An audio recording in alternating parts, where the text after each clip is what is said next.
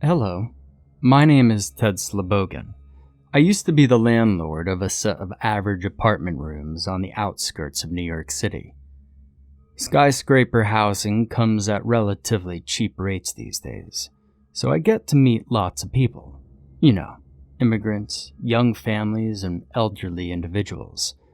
And for over 25 years, I got to know just about all of my tenants on the 36th floor. Except for one. The room's registry and boarding contract both say that a woman lives in room 3620. I've never laid eyes on her in my life. When I took this job, the old man I was replacing was going to retire or something. I never quite understood the reason. But above all, he stressed one thing. Never talk to the woman in 3620. Further attempts on my part to elicit some explanation were dismissed with silence. I should also add that most tenants didn't want to be approached by me anyway. Usually, I had to ask for overdue payments or fulfill a maintenance request for some busted water pipes or electrical outages. That is absolutely reasonable. It's surprising how nobody had condemned the rotten building already. But during my entire time there, I never had any requests from 3620. She must have been one heck of a DIY person, I used to think. And thanks to the old landlord, I had a spare key in order to enter every tenant's room on the floor, except 3620. The man who turned the job over to me also gave me peculiar instructions for receiving her payments.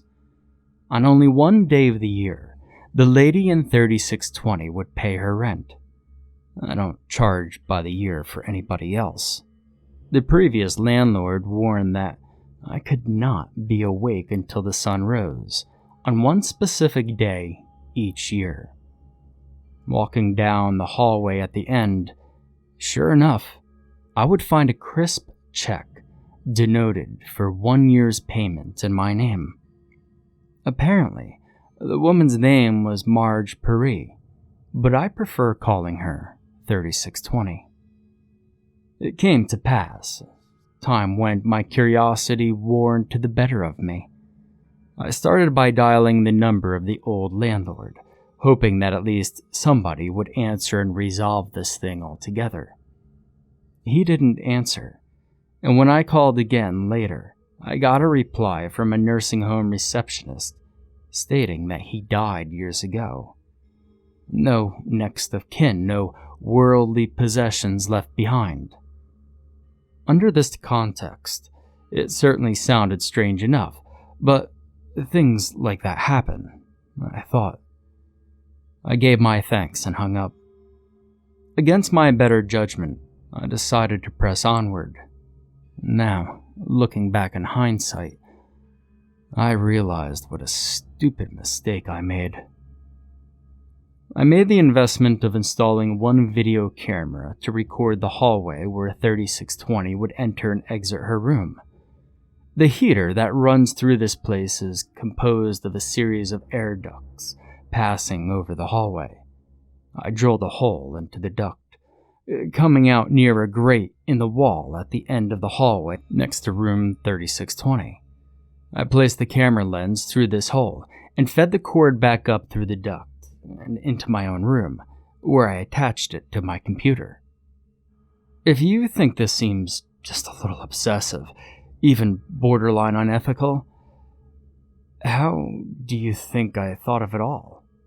Have you ever had such an insatiable curiosity that would not abate until you did something to stop it? Before this, I could swear to you my complete honesty and discreetness in others' affairs, but if you've done this job for 25 years like I had, some things become so mysterious that you have no choice but to look into them. I turned on the camera, planning to stay up all night. Perhaps 3620 was the kind of person who only leaves their room at night. Perhaps she worked the graveyard shift over in Ridgefield. Lots of people have jobs at all times of the night. if you're lucky enough to get a job. Maybe she was just a reclusive who didn't like people, so she chose a rickety apartment on the 36th floor on the outskirts of the city to try to escape from it all. Well, these were my speculations at the time. If only I had restrained my imagination to this point. As I watched the tape from my computer in my room, nothing happened throughout the night. No noise, no sound of voices or television or the creaking of floorboards. Nothing. So I decided to stay up late the following night, keeping a vigilant eye on any activity. And again, nothing happened. It was only until I had repeated this for 8 nights in a row that I truly started to feel spooked. Did this person have food? Water? Maybe she hurt herself and for over a week had been unable to leave the room or ask for help. It was then that I decided to stop messing around. When she would place her check outside her door, I would not be sleeping in my room and waiting. It was early morning, the 6th of June, when I turned the camera on. Sitting down at my desk, I watched my computer to see any traces of movement.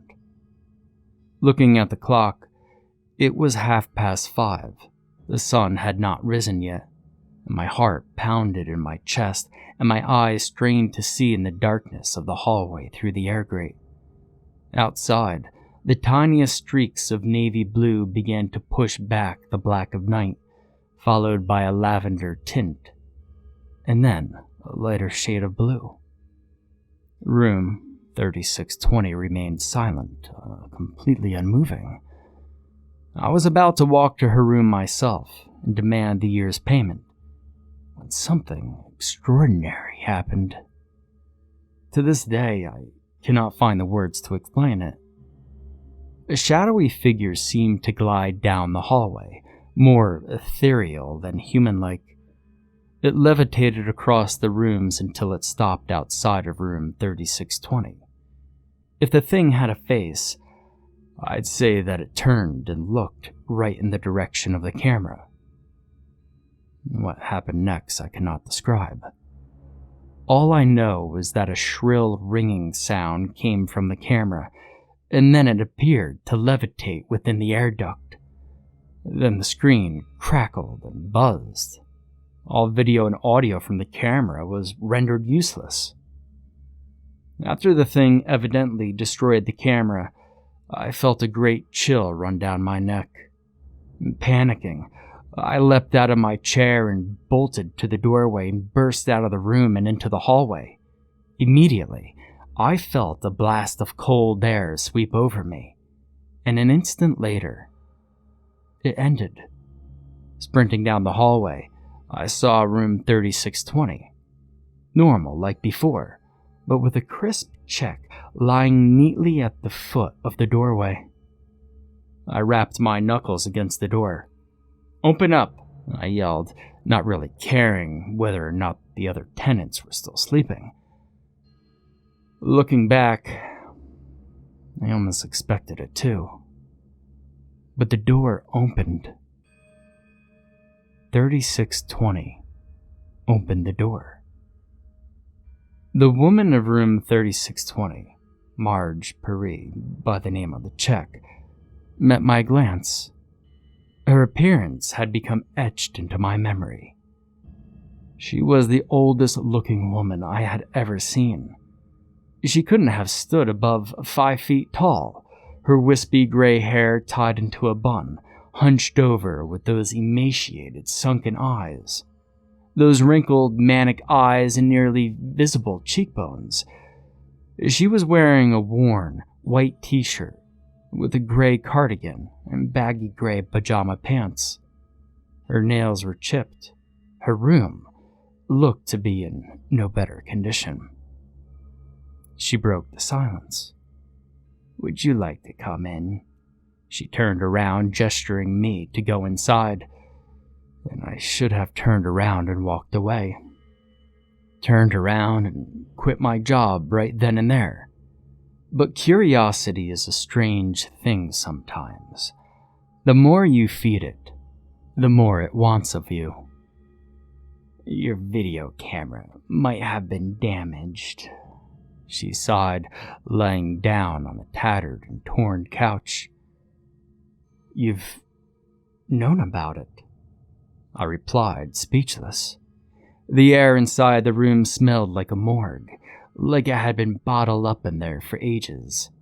Her voice cracked. Yes, I knew. Come down. Sit down and see what I do for a living. She motioned for me to sit down. I decided to stand. It didn't seem to matter to her anyway. She got up and rummaged through junk in a pile of the room and pulled out an artist's easel. Then she gathered some canvases and paintings that she had finished and stacked them on the table. Reading the expression on my face, she answered, Why not? Does it seem so impossible? Yes, Mr. Slovigan. I am a painter, an artist, in fact. Would you like to see my work? I wanted to see her work, so I cautiously nodded. She placed the first canvas onto the easel. Go ahead. Guess. Her voice came out in a dry cackle. From the expertise behind the brushstrokes and oil glazes, the piece could stand its own against the professionals. It was a picture of two very tall buildings, jutting out among a skyline of other buildings and smaller skyscrapers. It was a picture that she could have painted by just looking out the window. She could tell that I knew what it was. She replaced that canvas with the next one. This painting appeared to be the inside of a theater. She had painted the audience in highly formal and dignified clothing. The focal point of the painting was a man with a full beard sitting in a box above the audience, wearing a suit, gloves, and top hat. This was one of her favorite works, she mentioned.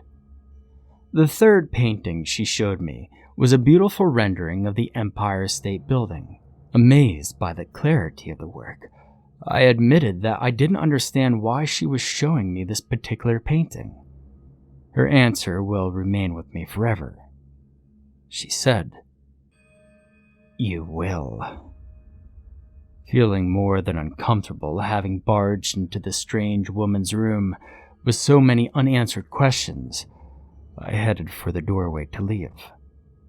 I don't know why, of all questions, this came to mind, but I asked her, Is your name Marge Perry?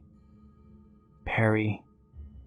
It almost looked like her mouth contorted into a smile.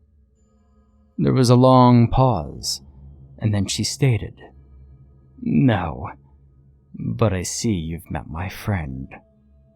I wanted to ask her more, to ask her why she lived alone, secluded for years, or why she never sent maintenance requests, or talked to anyone, or left room 3620. But she continued, There are some things in life that are better left unanswered. You should have listened to what the last landlord warned. You will remember this day, but when you have questions, don't try to find the answers.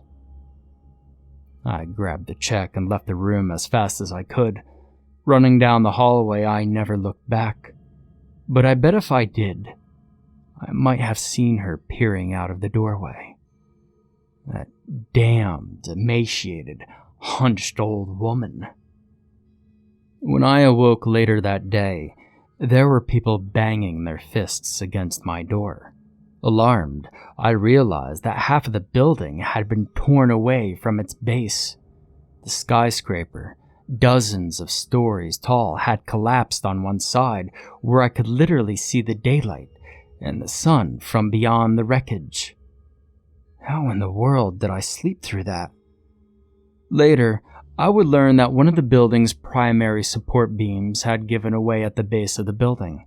Years of wear, along with a lack of safety inspections and renovations, had caused living conditions to become unsafe. Engineers were baffled for months, trying to figure out why only half of the skyscraper collapsed, leaving the other half nearly entirely undamaged. But I know the true reason. While paramedics did the best they could that morning, sifting through the demolished remnants of brick, glass, wood, and debris, they discovered many bodies. You probably saw footage of this tragedy on the news. Anyway, to their surprise, they found a stash of old paintings and artwork left almost intact, despite falling dozens of stories as part of the wreckage. I managed to get a glance at one of the paintings before police and security closed off the area. The painting was a beautifully crafted piece of only half of this very building. The half that became demolished. Weeks afterward, nobody ever found the body of the old woman who created those paintings. In fact, on the registry of the tenants in the room, there was no record of anyone ever staying in room 3620. And when I was allowed to go back up to my apartment room, the check addressed from Marge Paris had vanished. No history of the depositor of that name had shown up in any checking account since. There are some things that just can't be explained. I've learned to appreciate and accept the fact that some things don't have answers to them. Don't go looking for them, no matter how strange they may be. That's my advice to you.